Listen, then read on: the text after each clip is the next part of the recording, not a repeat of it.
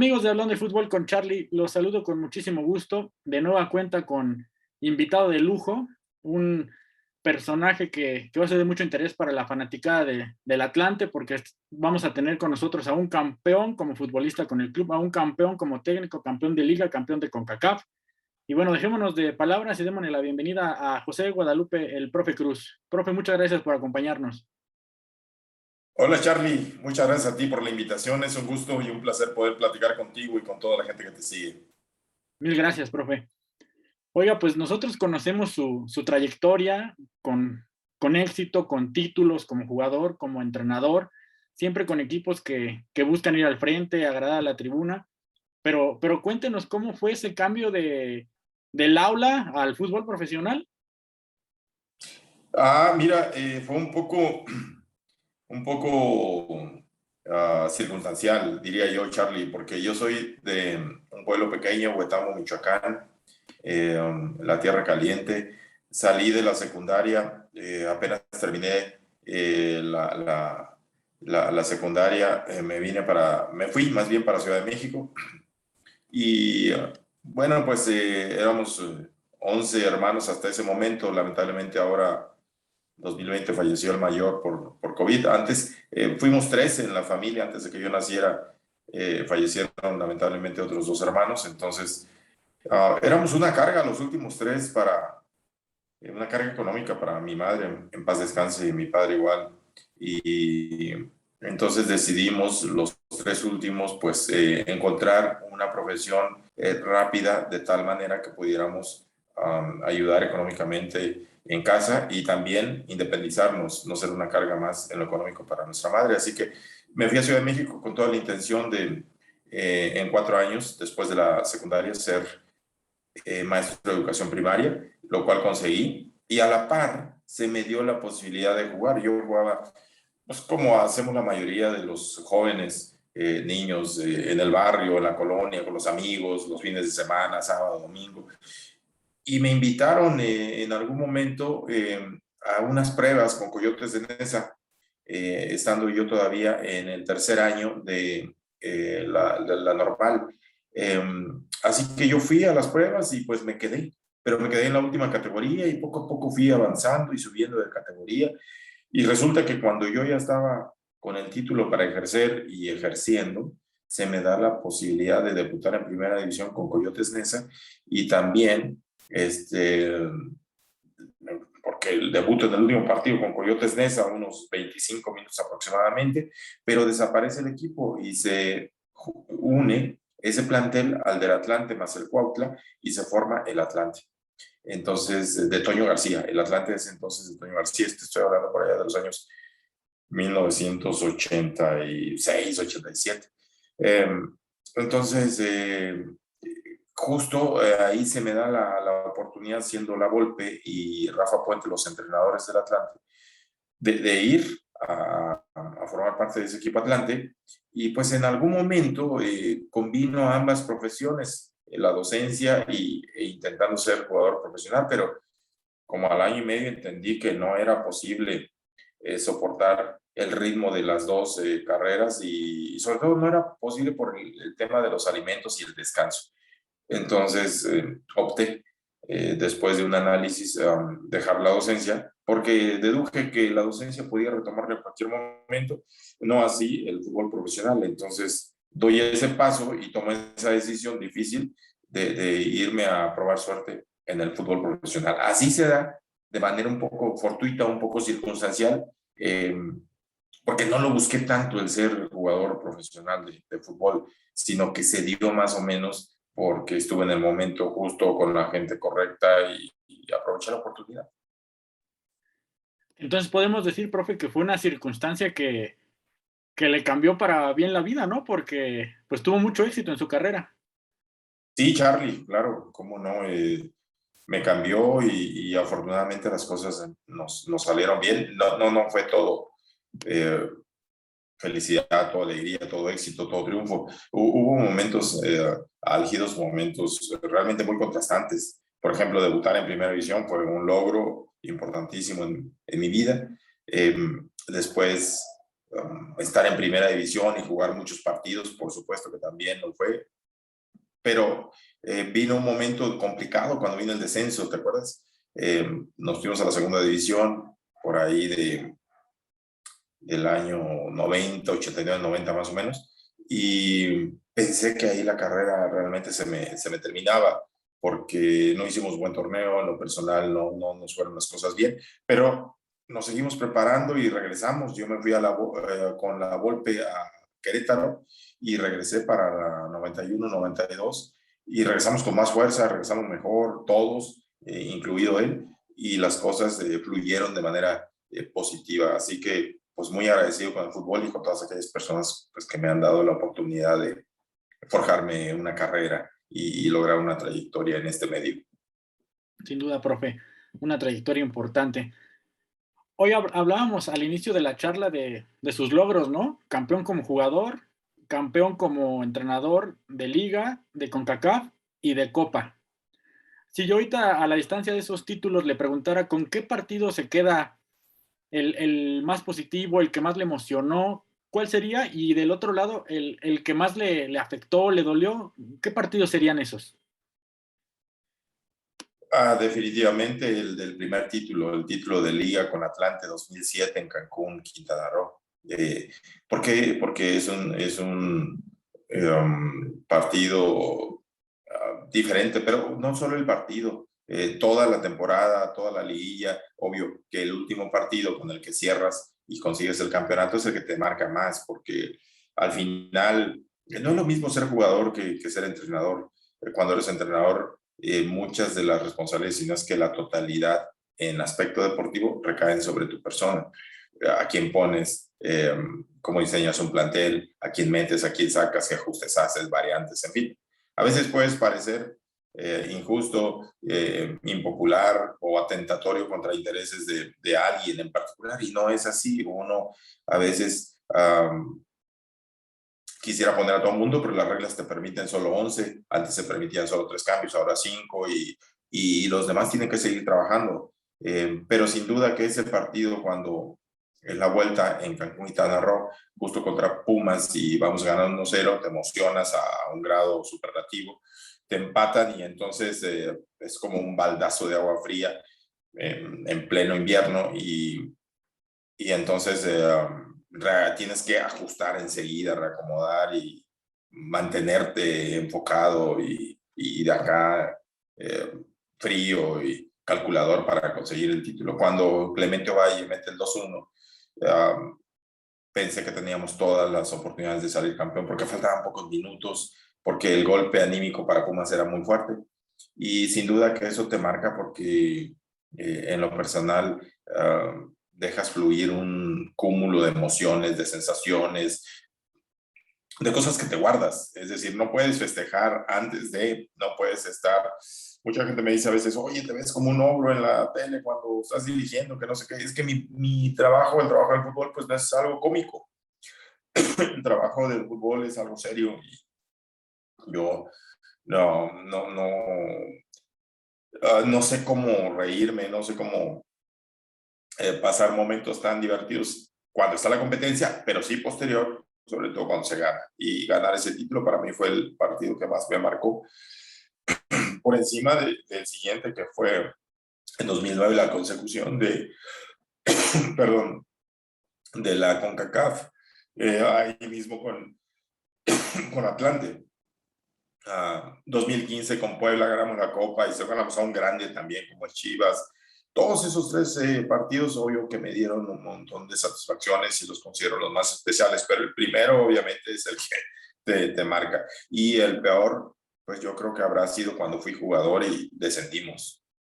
Cuando matemáticamente dicen se consuma el descenso del Atlante segunda división, pues es obvio que es una frustración, Charlie, muy grande, porque evidentemente uno es culpable y responsable de esa situación en un porcentaje que hay que asumirlo. Te puede marcar para bien o para mal. Muchos caen en esa situación, como fue en nuestro caso, y no se levantan jamás. Y otros, pues le aplicamos resiliencia para, en lo individual y en lo colectivo, volver y hacernos de una carrera. Sin duda, profe. Hace un momento usted hablaba de confeccionar un plantel. ese de 2007 fue un gran reto, me imagino, ¿no? Porque muchísimos préstamos, muchas caras nuevas, mudanza a Cancún, no tenían vestidores donde entrenaban, la cancha tuvieron que cambiarle el pasto, un caos, ¿no? ¿Cómo le hizo, profe? ¿Cuál fue la fórmula para ser campeones Atlante con tantos contratiempos? Yo creo que justo todos esos factores que acabas de mencionar fueron decisivos para mostrar nuestra resiliencia. Um, Al principio dudábamos de esa mudanza, al principio dudábamos de nuestra capacidad, pero cuando supimos, es más, al principio ni siquiera creíamos que fuera real, que el equipo se iba de México, sobre todo a Cancún. Pero cuando nos dijeron, es hora de que tomen sus coches, es hora de que tomen ahora sí que su boleto de avión y los esperamos en Cancún para entrenar en 2 o 3 días, pues entonces nos dimos cuenta que era cierto y que era una realidad.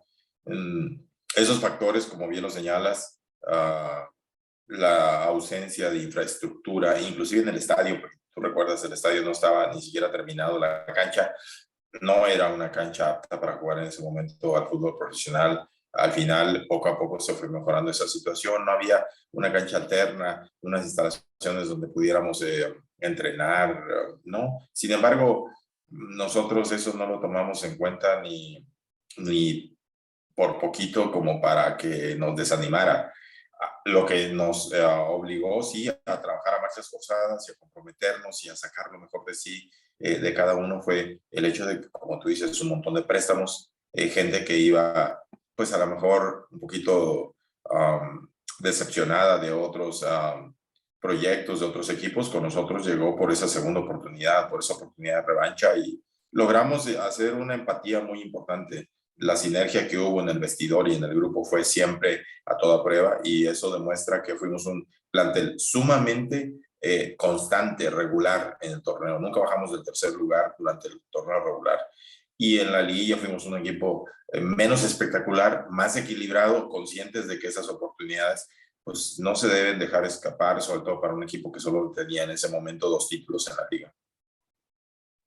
Sin duda, profe, un plantel en el que se dejó en evidencia el compromiso, las ganas de revancha de las que usted hablaba, y que bueno, terminó por ir eliminando a todos los grandes en fila en la liguilla, ¿no? Sí, sí, sí, obvio. Cuando juegas contra esos equipos grandes, pues sabes que no eres en automático favorito, pero siempre tuvimos algo a favor, que fue precisamente la posición en la tabla y cerrar en casa. Para mí siempre ha sido la mejor noticia. Eso fue premio al esfuerzo, a la regularidad, a la disciplina, al compromiso y profesionalismo de todos los muchachos en el grupo.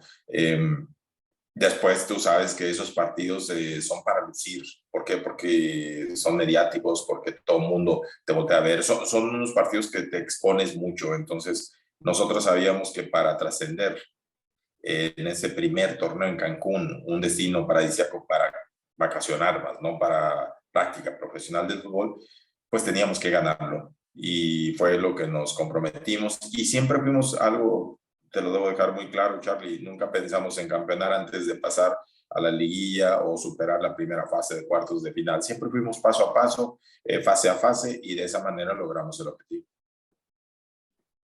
Sin duda. Profe, y ese objetivo los lleva a otro título, un internacional de CONCACAF, que les permite llegar al Mundial de Clubes, enfrentar a un Barcelona que yo creo que nunca se imaginó que iba a sufrir tanto con el Atlante, ¿no? Lo tuvieron abajo en el marcador, los madrugan, tuvieron que meter a Messi de cambio para que les dieran la vuelta. ¿Qué recuerda de ese partido? ¿Cómo lo preparó y cómo lo vivió? Sí, yo pienso que todo el mundo nunca imaginamos antes de ganar la CONCACAF, porque mucha gente, fíjate que no valora o menosprecia o no le da la real dimensión al título de CONCACAF en 2009, que le ganamos a Cruz Azul precisamente 2-0 en el Azul y 0-0 en Cancún. Pero para llegar a un Mundial de Clubes tienes que vencer a una serie de equipos de Centroamérica, de Norteamérica, del Caribe y de aquí mismo de México. Nosotros lo logramos, y nunca pensamos que como premio nos iba a tocar, pues así que bailar con la más fea o sacarnos la rifa del tigre, porque nos tocó justo con el Barcelona de Guardiola, de Messi, el mejor Barcelona probablemente en la historia del fútbol, quizás uno de los equipos más importantes, si no es que el más grande en la historia de todo el mundo. Pero bueno, nosotros analizamos a fondo como hacíamos siempre, checábamos mucho los videos, sabíamos la alta posesión que tenían ellos, su juego dinámico, su juego de intercambio de posiciones, su juego agresivo, su juego propositivo, un juego muy espectacular, muy completo, pero les encontramos una falla, a nuestro entender, que ellos jugaban mucho en línea. La línea defensiva achicaba mucho hasta media cancha y jugaban los centrales a la par. Y esos centrales pues eran Rafa Márquez por un lado derecho, y por el lado izquierdo era eh, Carles Puyol.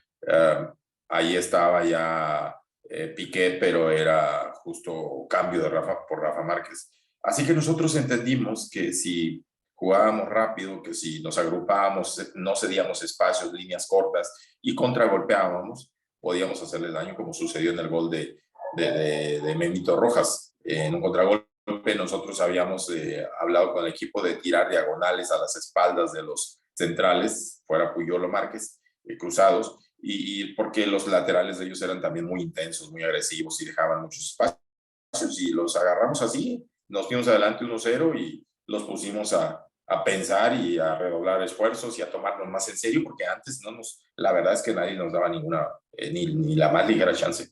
Tuvimos todavía un mano a mano de Fernando Navarro justo frente a Víctor Valdés, que no se atreve a disparar hacia portería porque él escucha que Rafa Márquez Lugo, nuestro 9, iba llegando fuera del área y le pide una diagonal atrás. Él intentó bien, Fernando, pues asegurar esa oportunidad, pero lamentablemente la defensa de Barcelona regresa y ahí lo sacan a tiro de esquina. Y lo que nos afecta un montón, aparte de la entrada de Messi para el segundo tiempo, pues es el gol de empate que se da sobre el minuto 44 de Sergio Busquets en un tiro de esquina. Sin embargo, las sensaciones que dejamos en ese primer tiempo fueron buenas, fueron muy esperanzadoras, ilusionaron no solo a los atlantistas, sino a toda la afición de fútbol en México. Y nosotros nos fuimos con eso al descanso, conscientes de que la fiera y el genio estaba ahí en la banca y podía entrar en cualquier momento, como sucedió la primera que toca, nos hace gol y pues ahí dimensionamos que ese jugador es de otra galaxia, pero no dejamos nosotros nunca de luchar, nunca de intentarlo con nuestras herramientas, con nuestras fortalezas y siempre respetando nuestro estilo. Tuvimos el 3-1 en contra, pero antes tuvimos también nosotros otras dos oportunidades en los pies de Rafa Márquez Lugo, precisamente, que Víctor Valdés, que estaba en un momento excepcional en la portería del Barça, pues las echaba afuera. Enfrentarnos a ese Barcelona fue un premio a todo el torneo que habíamos hecho, a todo el proceso que seguimos allá en Cancún. Jugar contra el mejor equipo, contra el mejor técnico quizás, pues nos dejó gratas experiencias. Fuimos, a pesar de la derrota, fuimos felices porque la cara que dio ese Atlante, representando al fútbol mexicano en particular, pues fue bastante positiva. Así fue, profe. Sin duda, haciendo una comparación, podríamos hablar de lo que sucedió con Pumas o con León, ¿no? Que fueron a un amistoso, ni siquiera un partido oficial y, bueno, les pasaron por encima, ¿no? Creo que ahí es donde a la distancia, con el paso de los años, cobra mucho mayor valor lo que hizo su Atlante. Sí, claro. Entendemos que cualquier partido amistoso cuando vas a Europa, pues no deja de ser complicado porque vas prácticamente de visita, con todo en contra, con cambio de horario, lo que tú quieras. Pero de cualquier forma, cuando son goleados unos equipos, pues no debería de haber tanta diferencia, ¿no? Porque al final estás hablando de máximo o alto rendimiento. Sí, lo que hicimos con ese Atlante evidentemente es algo que dejó gratísimo sabor de boca, tanto como Tigres, que llega hasta la final, ¿no? Después allá en el Mundial de Clubes también. Nosotros evidentemente no teníamos ni los planteles de estos equipos que mencionas tú, Monterrey, Tigres, América, Pachuca, pero teníamos detrás de nosotros mucho trabajo y mucha hambre, muchas ganas de trascender, de hacer las cosas bien. Y eso evidentemente nos fortaleció en lo personal y en lo colectivo. A mi entender, creo que ese factor pues lo supimos manejar bastante bien porque sabíamos que teníamos todo por ganar y solo todo por ganar. Así fue, profe. Oiga, cambiando un poquito de tema, a la distancia lo que uno escucha no nos consta como periodistas, como aficionados. Se habla de que para estar en la Liga MX dirigiendo se está en desventaja si no se encuentra uno dentro de una red de representantes, de promotores. ¿Esto es cierto? ¿Se está en desventaja si no se está en ese círculo? Mira, yo la verdad es que no he tenido un representante como tal a lo largo de mi carrera de jugador y de entrenador. Sí tengo contacto con muchos, sí hablo con muchos, conozco a varios. Nunca en realidad he firmado absolutamente con nadie, nunca en realidad he comprometido mi porcentaje para que alguien me lleve. Afortunadamente siempre me han buscado directamente a mí como jugador y sobre todo como entrenador los directivos o sí, los directivos de los equipos. No te sabría yo decir tan así, Charlie, no me atrevería porque sería hablar con mentiras de que esto es verdad. Quizás haya algunas personas que en su experiencia propia puedan confirmar esta versión. Yo en lo personal desconozco y no sé responder. Entiendo, profe. Siguiendo un poco con este tema, alguna vez cubriendo un draft, un directivo que bueno, no vamos a quemar, nos confió que en ocasiones cuando se están negociando jugadores, los representantes te dicen, bueno, sí te doy este jugador, pero te tienes que llevar a otros dos de mi grupo. ¿A usted le tocó vivir algo así? He escuchado algo de eso, Charlie, pero no, nunca te voy a decir por qué. Mayormente yo no hacía las negociaciones o los tratos ni con otros directivos ni con otros representantes. Mi trabajo es solamente el aspecto deportivo. Yo soy entrenador de fútbol y me dedico a trabajar en lo deportivo. Sí, opino, sí hablo con mis directivos respecto a necesidades para diseño de un plantel. Hay que reforzar tal o cual línea, tal o cual posición, eso sí. Dar opciones de posibles candidatos también. Pero de ahí a que después yo negocie o yo me preste esas cosas, no, eso ya corresponde a los directivos, son ellos directamente los que hacen las negociaciones y a veces entiendo, sí, que los representantes están ahí justo para ver por sus intereses y los de sus representados. No dudo que esto pueda ser cierto, pero nunca he estado yo metido en una negociación directamente con ningún directivo, con ningún representante en ese sentido. ¿Y a usted le llegaron a imponer un jugador o a llevar un jugador a su plantel que no pidió, que no necesitaba el equipo, que no era la posición o el perfil que usted buscaba? Mira, sí sucede, y sí sucede y sí me ha sucedido. No necesariamente como para imponerme lo que juegue. Yo he dado opciones como la uno, la 2 o la 3 que lamentablemente no se habrán podido concretar y entonces me lleva a la opción 4. Pero bueno, y entiendo que a veces es posible, de acuerdo a tu presupuesto, uh, o algunos otros factores. Lo que es muy diferente a que te lleven a alguien y te digan, este tiene que jugar contigo tal cantidad de partidos, tal cantidad de minutos, tiene que iniciar siempre. No, eso nunca me sucedió. Lo primero sí, me llevaron alguna vez a jugadores que no estaban dentro de mi lista de uno, dos o tres, porque no se pudieron conseguir esos, pero cuando me llevaron a otros tampoco me dijeron, juega porque juega. O sea, nunca vino una orden de arriba diciéndome u obligándome a poner a alguien que no estuviera compitiendo por un puesto y ganándoselo en la cancha. Entiendo. Profe, usted, pues me imagino que en algún momento ha reflexionado, pensado sobre lo ingrato que a veces es la profesión de entrenador profesional, ¿no? Porque pues creo que hay muy poca paciencia, son torneos cortos, luego 2, 3 partidos sin ganar y ya quieren cortar cabezas y enfrente en otro equipo hay un director técnico extranjero y a él sí le dan 10 fechas. ¿Usted cree que en ese aspecto es muy injusta la Liga MX? No, la liga no es injusta, el fútbol no es injusto. Las cosas son así. Cuando uno asume como entrenador, entiende que estas son reglas del juego, que no están en un manual o escritas, ¿verdad? Pero son reglas del juego, Charlie.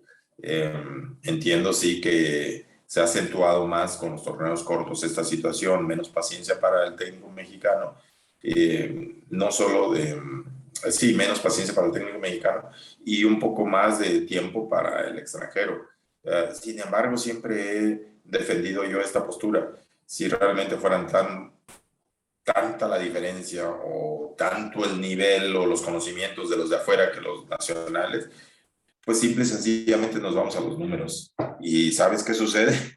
Hay algo curioso y que es contundente. Más de los campeonatos los tenemos los mexicanos. En cualquiera de los torneos que se jueguen, ya sea la Liga, la Copa, la CONCACAF, la mayoría de los títulos los tenemos los mexicanos, no los extranjeros. Obvio, hoy en día, con estos torneos cortos y como somos, no los aficionados al fútbol, sino en general el ser humano, que nos causa mucho más morbo ver una noticia donde descabezan a alguien y corre la sangre, pues se traslada al fútbol. Nos interesa más eso que, por ejemplo, ver un artículo sobre ciencia, tecnología, sobre arte. ¿Por qué? Porque llama más la atención, es decir, mancha más la página del periódico, la sangre o la noticia así, toda en ese sentido, que una noticia en el sentido de que se descubrió, por ejemplo, una manera de potabilizar el agua del mar para que no tengamos sequías y podamos llevar el agua potable a continentes como África, que sufren tanto por esta situación, la escasez de agua o la falta de agua potable para el consumo humano. Obvio que una y otra noticia son muy diferentes. Una es mucho más importante y otra es mucho más popular y genera más morbo. ¿Cuál? La de los descabezados, ¿no? Y cuál es mucho más importante para la trascendencia del ser humano sobre la faz de la Tierra, pues el agua potable, el agua de consumo humano. Sin embargo, así estamos en el fútbol.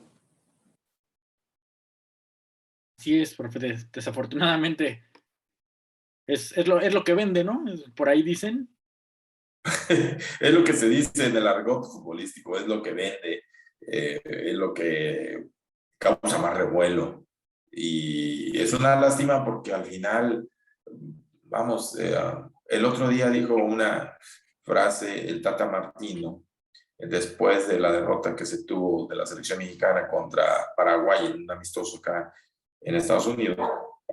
Dice, soy el enemigo público número uno, y después, entre otras frases, dice, siento un ambiente en el entorno de felicidad porque a un colega le corten su proceso o lo despidan o pierdan su trabajo, algo así mencionó. La realidad es que, seamos sinceros, si hubiera sido quizás un técnico mexicano estaría fuera desde hace mucho tiempo, ¿no? Al Tata Martino yo creo que se le ha tenido un montón de paciencia, es un técnico con mucha jerarquía, mucha trayectoria, que entendemos esto, la afición al final está en todo su derecho de manifestarse, pero es un claro ejemplo de lo que sucede con los técnicos extranjeros y con los técnicos nacionales. No estoy diciendo ni siquiera un esposo de que hayamos técnicos con la jerarquía y la trayectoria que tiene el Tata, no, tiene una trayectoria increíble, impresionante el Tata. Pero después, si hablamos de propuestas de juego y de lo que se puede potenciar el talento del jugador mexicano, pues yo pienso que los mexicanos también, no solo Juan, Pedro, Pablo, están capacitados, sabemos muchos capacitados como para entregar mejores resultados. Siguiendo un poquito con el tema de la paciencia, profe, ¿con qué plantel creo que usted hubiera dado muy buenos resultados si hubiera existido esa paciencia para un proceso de un técnico mexicano que además ya había demostrado que puede ganar títulos a pesar de las adversidades, como platicábamos con Atlante, ¿no? O Puebla, que no era un equipo con el mejor plantel y le ganó Chivas una copa? Sí, mira, yo creo que hablando más de realidades, más que de escenarios ficticios, si ese Atlante de 2007 hubiéramos tenido un poco más de presupuesto y continuidad en el plantel, más ajustar en dos posiciones para fortalecerlo, ese Atlante pudo haber marcado una época porque no es sencillo primero ganar a nivel de mar. No es nada sencillo ser campeón en Cancún, y si no, bueno, vamos a los hechos. Ahí está Mazatlán, que ya lleva unos torneos y no logra ni cerca estar de un posible campeonato. Creo yo que ese Atlante jugó muy bien en 2007, pero en 2008, que perdimos en semifinales, he jugado todavía mejor. Me parece que ahí nos faltó un poquito de continuidad, un poquito de creer más en el proyecto, o apuntalarlo, me explico, con algún refuerzo, o no vendiendo quizás a algún jugador clave, como en ese primer torneo salimos campeones y me venden a Javier Muñoz Mustafa, que era puntal indiscutible en la defensa central. Pero sin embargo entiendes que ese Atlante siempre fue una línea de trabajo esa de los mejores jugadores, pues los vendía a precios elevados, y de esa manera podía sustentar los gastos de operación de todo el plantel.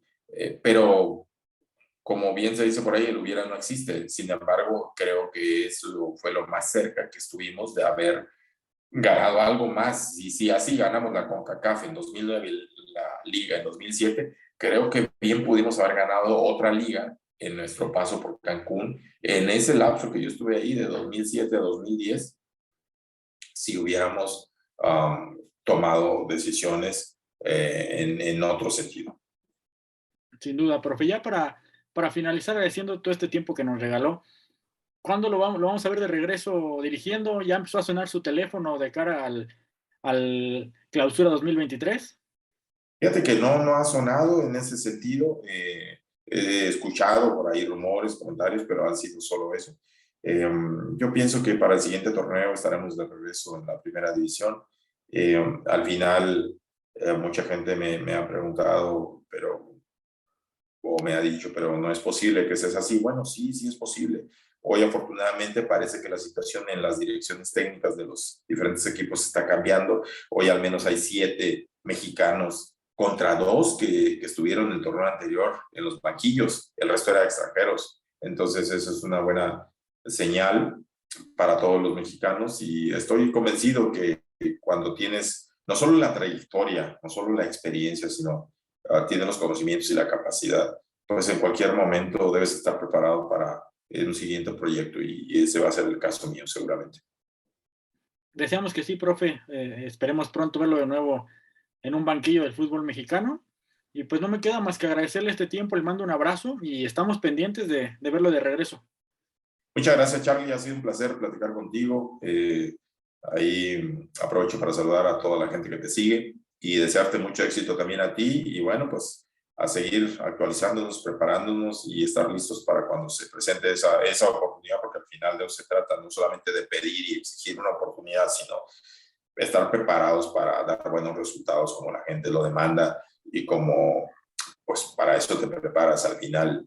Sobre todo en este fútbol actual que es tan competitivo, no puedes dormirte en tus laureles y pensar que con lo hecho anteriormente, con eso ya te es suficiente, ¿no? Eso es solamente una referencia de la cual tienes que arrancar, o de la cual te tienes que asir para dar mejores resultados. Sin duda, profe, pues le deseamos que ya en unos meses estemos hablando de usted como entrenador de un equipo. Le mando un abrazo. Muchas gracias, Charlie. Igualmente. Buenas tardes. Hasta luego. Hasta luego. Bye. Amigos de Hablando de Fútbol con Charlie, espero que hayan disfrutado esta entrevista. No olviden suscribirse a mi canal, darle like al video y activar la campanita. Hasta la próxima.